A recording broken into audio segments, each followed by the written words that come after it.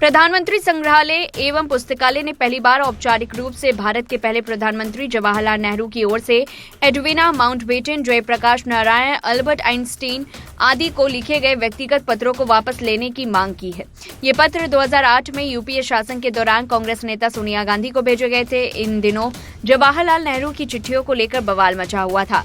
दरअसल पूर्व पीएम नेहरू ने अपने समय में कई महान हस्तियों को कई पत्र लिखे थे जो उनके निधन के बाद जवाहरलाल नेहरू मेमोरियल के पास थे। 1971 में इन्हें नेहरू मेमोरियल संग्रहालय एवं पुस्तकालय को दे दिया गया था। 2008 में इन दस्तावेजों को 51 कार्डबोर्ड बॉक्स में पैक करके सोनिया गांधी तक पहुंचाया गया था। वहीं प्रधानमंत्री संग्रहालय एवं पुस्तकालय के सदस्य रिजवान कादरी ने लोकसभा में विपक्ष के नेता राहुल गांधी को पत्र लिखकर इन दस्तावेजों को वापस करने की मांग की है। रिजवान कादरी ने 10 दिसंबर को राहुल गांधी को यह पत्र लिखकर कहा कि ये दस्तावेज पीएमएलए के इतिहास का अहम पहलू हैं और वरिष्ठ कांग्रेस नेता सोनिया गांधी के आदेश पर इन्हें संग्रहालय से वापस लिया गया। उन्होंने आगे कहा कि इतिहास के लिहाज से ये दस्तावेज बेहद महत्वपूर्ण है।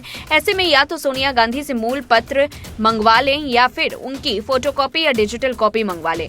कादरी ने कहा कि इससे पहले उन्होंने सोनिया गांधी को भी पत्र लिखा था। कादरी ने कहा कि बाबू जगजीवन राम, जयप्रकाश नारायण, एडविना माउंटबेटन समेत इतिहास से जुड़े कई महत्वपूर्ण पत्र इसमें मौजूद हैं और साथ ही पंडित नेहरू और लेडी माउंटबेटन के बीच एक महत्वपूर्ण पत्राचार के साथ ही जेपी नारायण और अन्य द्वारा लिखे गए पत्र भी इसमें शामिल हैं।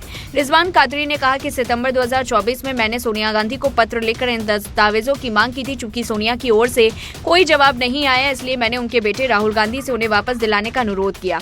हमें उम्मीद है कि विपक्षी नेता इस पर गौर करेंगे और शोधकर्ताओं के लिए इसे उपलब्ध कराएंगे। यह दस्तावेज देश की विरासत का हिस्सा है और इतिहास का एक महत्वपूर्ण पहलू।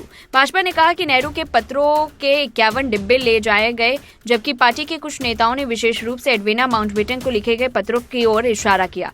नेहरू की ओर से एडविना को लिखे गए पत्रों में ऐसा क्या है और लगभग 80 वर्षों के बाद भी वे राजनीतिक चर्चाओं में क्यों लौट रहे हैं, आइए जानते हैं विस्तार से। वहीं भाजपा सांसद संबित पात्रा ने आरोप लगाया कि 51 कार्टन पत्रों को ले जाया गया। पार्टी के प्रवक्ता प्रदीप भंडारी ने एक्स पर लिखा, भारत के प्रथम प्रधानमंत्री जवाहरलाल नेहरू की ओर से एडविना माउंटबेटन को लिखे गए पत्रों में ऐसा क्या रहस्य था कि सोनिया गांधी ने उन्हें अपने कब्जे में ले लिया। देश सोनिया गांधी से जवाब मांगता है।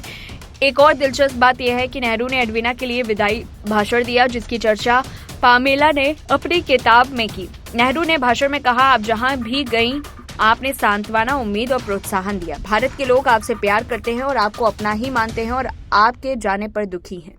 पाकिस्तान के हर एक टीवी चैनलों पर प्रियंका वाड्रा की तारीफ हो रही है। पाकिस्तानी प्रियंका वाड्रा की शान में कसीदे कर रहे हैं। पाकिस्तान के सभी बड़े नेता प्रियंका वाड्रा की खूब तारीफ कर रहे हैं। गांधी परिवार और पाकिस्तान दोनों की भाषा हर मुद्दे पर एक ही होती है, चाहे वह कश्मीर का मुद्दा हो, 370 का मुद्दा हो। कांग्रेस की वायनाड सांसद प्रियंका गांधी वाड्रा आज फिलिस्तीन लिखा हुआ बैग लेकर संसद में पहुंची और इस बैग के जरिए प्रियंका ने अपने फिलिस्तीन प्रेम को एक बार फिर से जाहिर किया है। प्रियंका फिलिस्तीन के प्रति पहले भी अपना समर्थन उजागर कर चुकी है और आज एक बार फिर उन्होंने इस खास बैग के जरिए बिना कुछ कहे फिलिस्तीन के मुद्दे को हवा दे दी। वहीं बीजेपी ने प्रियंका के इस फिलिस्तीन प्रेम पर पलटवार किया है। केंद्रीय मंत्री एसपी सिंह बघेल ने आरोप लगाया कि प्रियंका ने मुस्लिम वोटों के तुष्टीकरण के लिए यह स्टंट किया। प्रियंका गांधी ने हाल ही में भारत में आए फिलिस्तीन के राजदूत अबेद एलराजिग अबू जाजेर से उन्होंने मुलाकात की थी। उससे पहले कांग्रेस सांसद ने हमास और इजरायल के बीच जारी युद्ध के लिए इजरायली प्रधानमंत्री बेंजामिन नेतन्याहू की आलोचना की थी। गाजा में इजरायली सेना द्वारा किए जा रहे हमलों को प्रियंका गांधी ने बर्बरतापूर्वक कार्रवाई बताया था। साथ ही उन्होंने इस नरसंहार को रोक जाने का भी आह्वान किया था। वायनाड में चुनाव के दौरान भी प्रियंका गांधी ने फिलिस्तीन का मुद्दा उठाया था। प्रियंका ने कहा था कि मैं फिलिस्तीन की हर उस मां के प्रति अपने संवेदना व्यक्त करती हूं जिसने इजरायल के हमलों में अपने बच्चे को खोया है। प्रियंका गांधी के फिलिस्तीन बैग बीजेपी नेता और सांसद संबित पात्रा ने कहा कि गांधी परिवार हमेशा ही तुष्टीकरण का बैग ढोता रहा है और चुनावों में उनकी हार का कारण तुष्टीकरण का बैग ही है। हाल ही में नई दिल्ली में फिलिस्तीन दूतावास के प्रभारी अबेद एलराजिग अबू जाजर ने प्रियंका गांधी से मुलाकात की थी और उन्हें हाल ही वायनाड की चुनावी जीत पर बधाई दी थी। जून में प्रियंका गांधी ने इजरायल के प्रधानमंत्री बेंजामिन नेतन्याहू की आलोचना की थी और गाजा में इजरायल सरकार की कार्रवाई को नरसंहारकारी बताया था। वहीं उप मुख्यमंत्री विजय कुमार सिन्हा ने आरोप लगाया है कि राहुल गांधी और प्रियंका गांधी संसदीय परंपरा और मर्यादा से अनभिज्ञ है। सोमवार को जारी बयान में उप मुख्यमंत्री ने कहा कि प्रियंका गांधी का फिलिस्तीन के खुले समर्थन वाले बैग के साथ संसद में आना संसदीय आचरण के विरुद्ध है। उन्होंने कहा कि साथ ही यह देश के वैश्विक साख को प्रभावित करने का दुखद प्रयास भी है।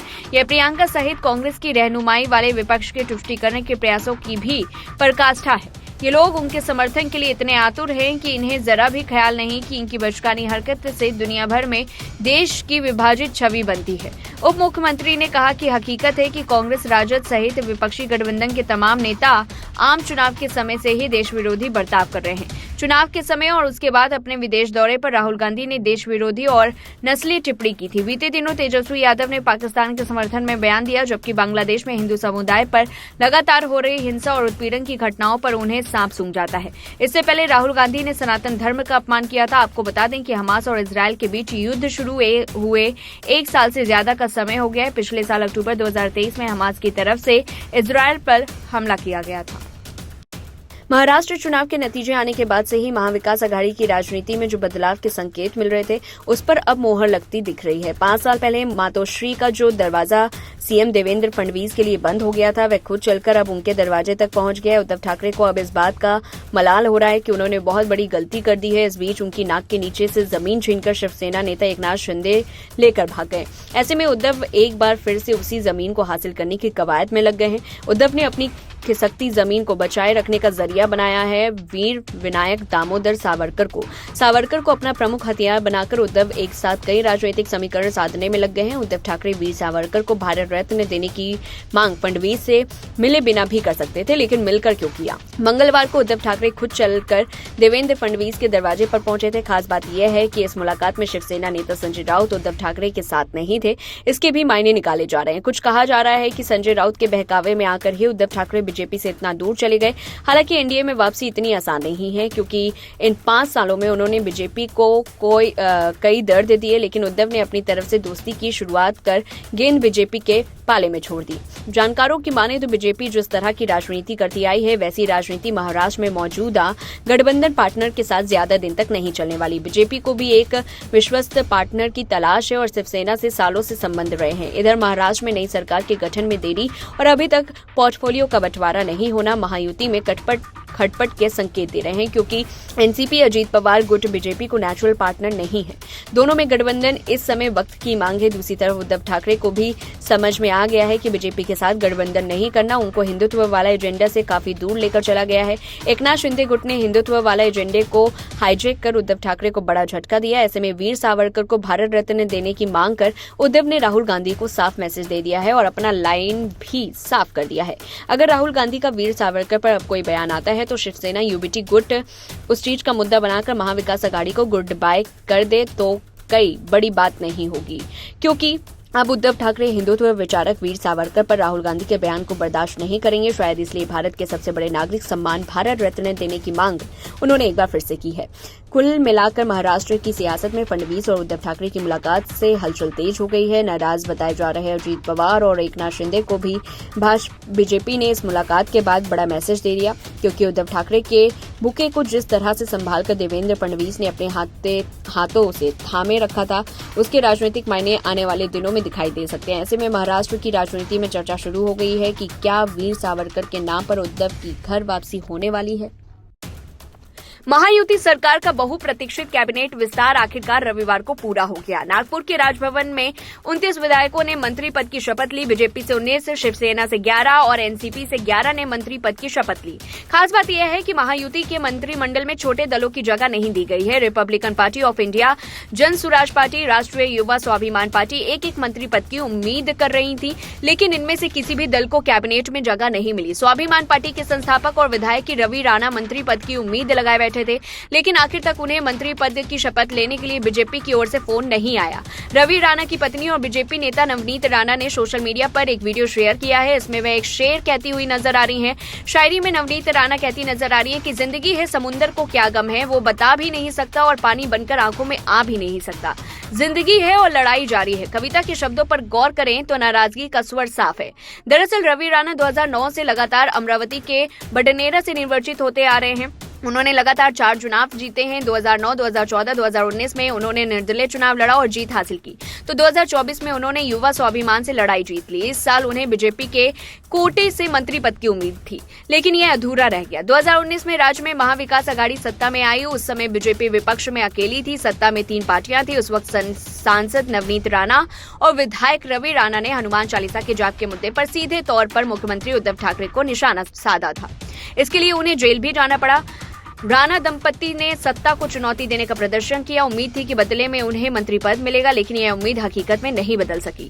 नवनीत राणा के विधायक पति राष्ट्रीय युवा स्वाभिमान पार्टी के चीफ रवि राणा भी सत्र छोड़कर अमरावती लौट आए थे। उनका कहना है कि जेल में 5 बीजेपी विधायक होने के बाद भी उन्हें मंत्रिमंडल में जगह नहीं दी गई। इसके अलावा सोशल मीडिया पर रवि राणा के समर्थकों के पोस्ट वायरल हो रहे हैं। महागठबंधन में मंत्री पद से हटाए गए विधायक भी भड़के हुए हैं। मंत्रिमंडल विस्तार से पहले जिन विधायकों का चयन होना था उनके पास फोन आ गए थे। वहीं जिनके पास फोन नहीं आया वे समझ गए कि उनका पत्ता कट गया है।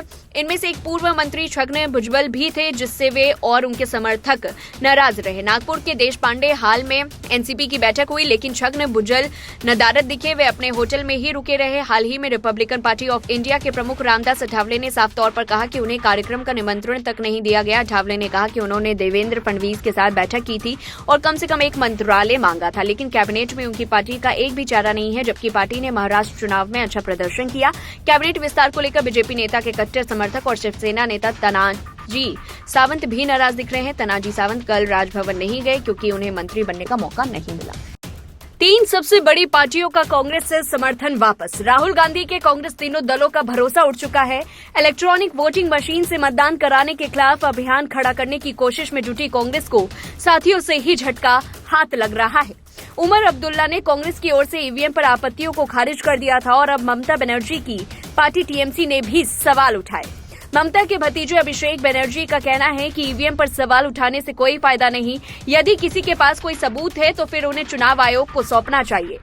वहां डेमो पेश करके बताना चाहिए कि आखिर ईवीएम में उन्होंने क्या गड़बड़ी पकड़ ली है। अभिषेक बनर्जी ने कहा, मेरी राय है कि जो लोग ईवीएम पर सवाल उठा रहे हैं उन्हें चुनाव आयोग के पास जाना चाहिए और उन्हें बताएं कि आखिर ईवीएम में उन्हें क्या खामी मिली है। अभिषेक बनर्जी ने कहा कि इलेक्शन कमीशन को डेमो दिखानी चाहिए कि हमारे पास यह वीडियो है और हाल ही में तो चुनाव आयोग ने ऐसे लोगों को बुलाया था जिनकी कुछ शिकायत है। बूथ पर जो काम करता है वह यदि मॉक पोल के टाइम चेक करे और फिर काउंटिंग के समय चेक करेंगे तो कोई गड़बड़ी नहीं होगी। फिर भी किसी को लगता है कि ईवीएम हैक हो जाती है या खेल किया जा सकता है तो फिर चुनाव आयोग को दिखाए कि कैसे मशीनों में गड़बड़ी हो सकती है। टीएमसी के सांसद ने सदन के बाहर मीडिया से बातचीत करते हुए कहा कि यदि फिर भी किसी को लगता है तो वे जमीन पर उतरे और आंदोलन करे। ऐसा 2 या 3 बयान जारी करने से तो कुछ नहीं होता, कोई भी आंदोलन जमीन पर करना होगा। बता दें कि उमर अब्दुल्ला ने भी कहा था कि जब इसी ईवीएम के इस्तेमाल से संसद में आपके 100 से अधिक सदस्य पहुंच जाते हैं और आप इसे अपनी पार्टी के लिए जीत का जश्न मानते हैं तो आप कुछ महीने बाद पलटकर यह नहीं कह सकते कि हमें ये ईवीएम पसंद नहीं है, क्योंकि अब चुनाव के परिणाम उस तरह नहीं आ रहे हैं जैसा हम चाहते हैं। उनकी इस टिप्पणी पर तिलमिलाई कांग्रेस ने तीखी प्रतिक्रिया जाहिर की थी। कांग्रेस सांसद मणिकम टैगोर ने कहा था कि आप मुख्यमंत्री बनने के बाद कैसे बदल गए हैं। लोकसभा में पार्टी के सचेतक टैगोर ने यह सवाल भी किया कि मुख्यमंत्री बनने के बाद उमर का अपने सहयोगी दलों के प्रति ऐसा रवैया क्यों है। टैगोर ने अब्दुल्ला के इंटरव्यू का वीडियो सोशल मीडिया मंच एक्स पर रिपोस्ट करते हुए कहा, यह समाजवादी पार्टी, राष्ट्रवादी कांग्रेस पार्टी और शिवसेना है जिन्होंने ईवीएम के खिलाफ बातचीत की है। मुख्यमंत्री उमर अब्दुल्ला कृपया अपने तथ्यों की जांच करें। वहीं बिहार में इंडिया ब्लॉक के भीतर प्रेशर पॉलिटिक्स शुरू हो गई है। आरजेडी सुप्रीमो लालू प्रसाद यादव ने राहुल गांधी की बजाय ममता बनर्जी को इंडिया ब्लॉक की कमान सौंपने की वकालत यूं ही नहीं की है। इसके पीछे उनकी सुनिश्चित चाल है। लालू यादव को पता चल गया है कि कांग्रेस अगले साल होने वाले विधानसभा चुनाव में न सिर्फ सीटों के लिए उड़ेगी बल्कि उन चेहरों को भी सामने लाएगी जो लालू यादव को पसंद नहीं। कांग्रेस की रणनीति के जैसे ही लालू को भनक मिली, उन्होंने पैंतरा बदल लिया। लालू किसी भी हाल में तेजस्वी के सामने उच्च चेहरों के उभार के खिलाफ रहे हैं। बिहार में कांग्रेस तकरीबन 3 दशक से आरजेडी की पिछलग्गू बनी हुई है। कांग्रेस का प्रदेश में नेतृत्व किसके पास रहेगा, यह आरजेडी सुप्रीमो लालू प्रसाद यादव तय करते हैं।